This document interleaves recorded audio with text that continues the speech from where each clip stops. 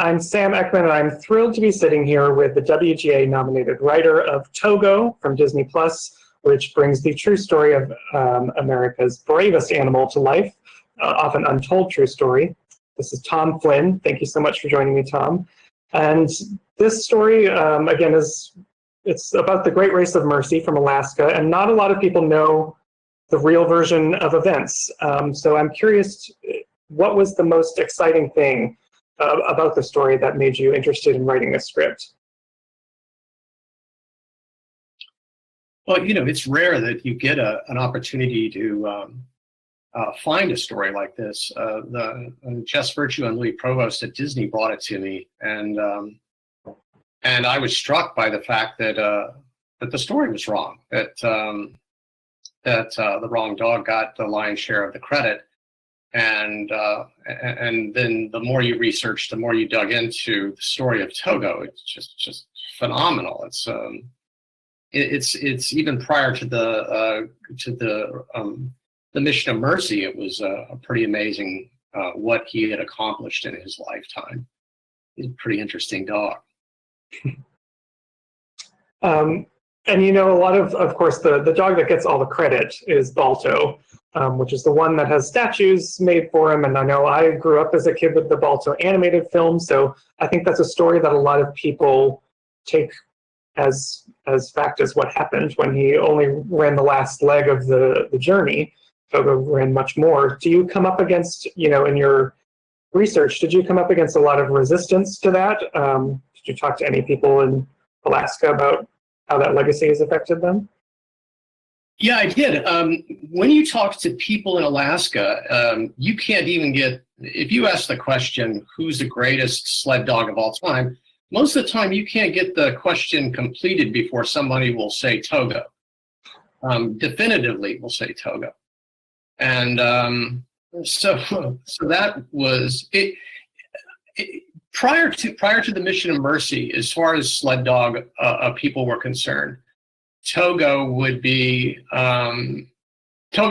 greatest dog of all time. He had won 3 All-Alaska championships. He was the smartest, fastest, biggest heart. He was, and then the statue in Central Park. Let's not throw Balto out with the bathwater. Balto did a pretty amazing thing by running that last leg. It wasn't an easy last leg, and Balto's not to be diminished.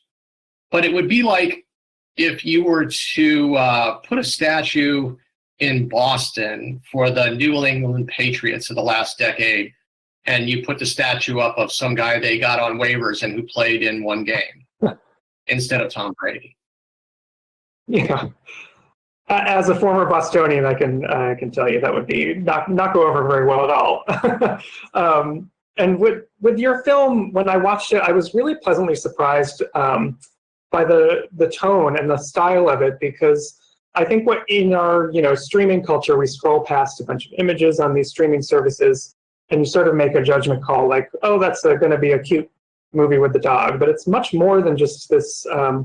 Than just a cute dog movie or just an adventure movie. It really has a strong core of this bond that gets formed with the owner and the dog, and how that affects both of them.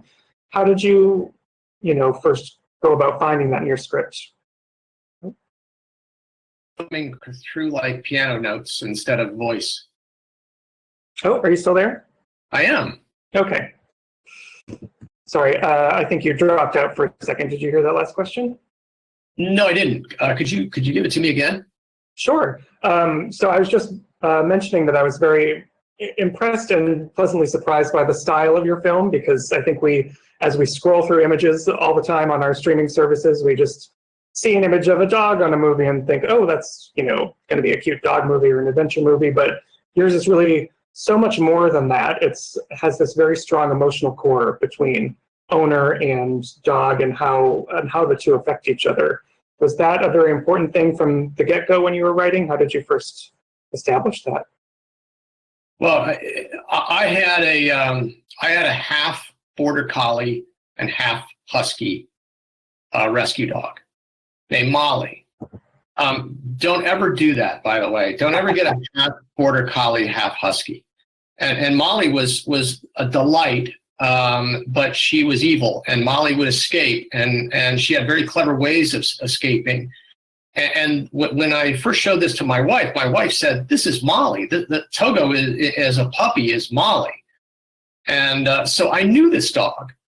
And I went into Disney and I said, "Hey, I have that dog." And so it was very compelling for me to want to do the movie, because I had gone through this love/misery relationship with a very, very strong-willed, really, really whip-smart dog who liked to get into trouble. As Togo certainly does. He's quite an escape artist. And the actor, of course, who's playing the owner is the great Willem Dafoe, who gives a phenomenal performance in the movie.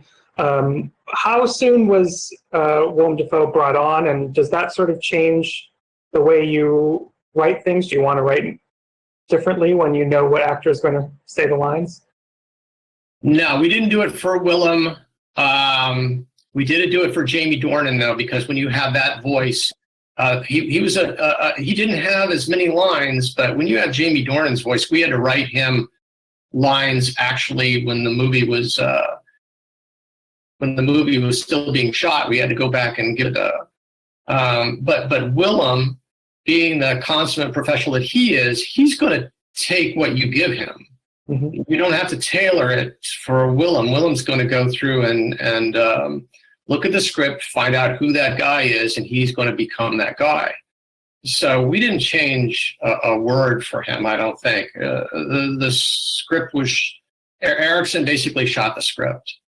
Yeah, and that would be Erickson Core, the director and cinematographer. What were your discussions with him like? Because the movie has such a great visual language, and we focus on dialogue a lot when we talk about writing, but there's lots of great scenes in there that are wordless or that are about Willem and the dog. So what was your conversations with him about capturing the world of the movie? Well, Erickson's a really, really smart, very detailed guy, and we got into the minutia of everything on our phone calls.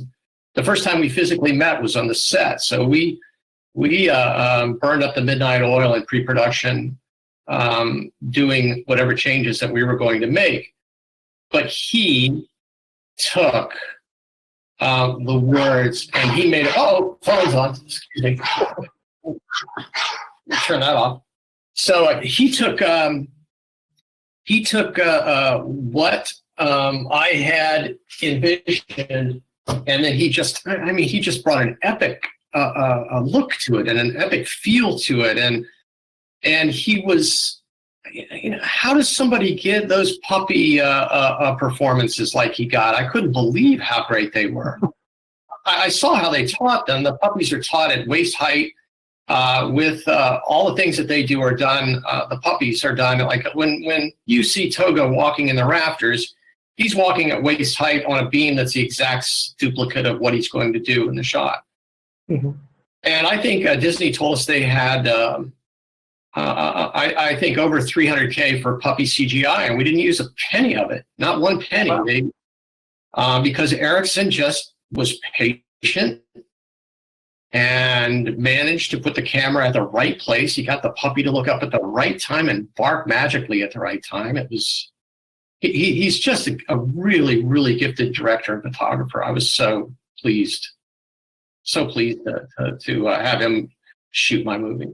Yeah, it has a great look to it. I was wondering about if you're writing a script like this, where there's not just Togo, but tons of dogs.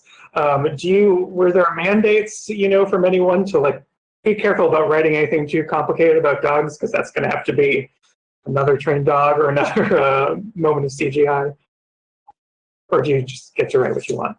Well, yes and no. The main thing that we got from the studio was we need more puppies, and so we tried to work more puppies in. But in terms of the things that you see that happen in the movie aren't made up by the screenwriter. we had two cheats, and both of them were cheats but actually happened to Togo on other runs, or in one case happened to Togo's father, Sugan. So we didn't make up the set pieces, and we delivered them, and somehow Erickson got them. Once again, he had a who's who of mushers there. He had a former four-time Iditarod champion on set who did a lot of the things that Willem didn't do, but Willem was very game. Willem was a pretty good musher by the end of the show.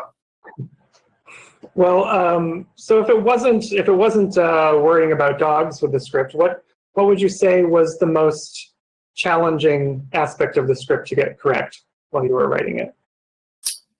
You mean in production or when I was writing it? When you were writing it, was there anything that was really challenging to get to read correctly? No, it was a joy to write. The trouble that we had, Sam, was the weather. When it was supposed to be cold, it was warm. When it was supposed to be warm, our fall scenes that we're supposed to shoot fall in, they had record snow and record low temperatures. And I showed up on set with my New York pea coat, and I was walking down to the set, and the Griffin Electric guys were looking at me, and he goes, no. And he goes, "You're gonna freeze, dude." And I did. It was just, it was supposed to be nice in Calgary in September. It was freezing cold, in the 20s with a 40-mile-an-hour wind and a foot of snow. Wow. Well, I had also read that you had at one point sort of left Hollywood and thought you were going to be done with Hollywood and retire. But now obviously you have this great movie under your belt. So what happened? What sparked the change, and what made you want to get out of there in the first place? I had written and sold a lot of spec back in the 90s spec days, and they were all comedies, and a lot of them were concept comedies, and then you get all the trappings of LA, and you fall into that groove, and then you got to feed the beast. So you got to keep selling and selling and selling. And I sold them, and they didn't get made. Either they had actors attached, big actors attached, studio presidents would get fired, whatever the reasons were. I wasn't getting them made. My mom thought I was a drug dealer because I had nothing to show for the money I was earning. So I quit. I came to Florida because my wife had a pretty good gig down here and has a good little, my wife's an acting teacher, and she has a great little studio here in St. Petersburg, Florida. And so we came here, and I tinkered around with real estate and things like that and didn't write. And I kept all the time saying, I want to write a drama. I've never written a drama before. And then finally my wife said, look, if you tell me one more time you're going to write a drama and don't do it, then you're going to have to go out and get a real job. And she never said anything that horrible to me ever. And so I wrote Gifted, the movie that Mark Webb directed with Chris Evans and Octavia Spencer and the brilliant McKenna Grace. And that changed everything. Now I write dramas and I'm busy, and off of Gifted I got Togo. So never quit. Absolutely. And after that whole journey for yourself, thinking you're going to leave Hollywood or not be a writer, now you've come back and you now have a Writers Guild nomination for writing Togo. Congratulations. So what does it feel like to go from that point where you say, maybe this isn't going to do it, I'm going to do something else, to now having that nomination and recognition for your work? Surreal. It's surreal. But the challenge of writing drama is a blast. I'm like a novice, I'm like somebody who is reborn in a new part of the craft that I really had. And I think a lot of my comedies were trying to be dramas, which, made people scratch their heads a little bit because they had a little bit too much going on with them, maybe. But this is for me a challenge every day to do something that I had never done before. So it's really rebirth, I guess, for me, a whole new industry, a whole new profession, I suppose. And it's a lot of fun. Well, I think based on this film and Gifted, with the success of Togo, I can't wait to see what new dramas you do next.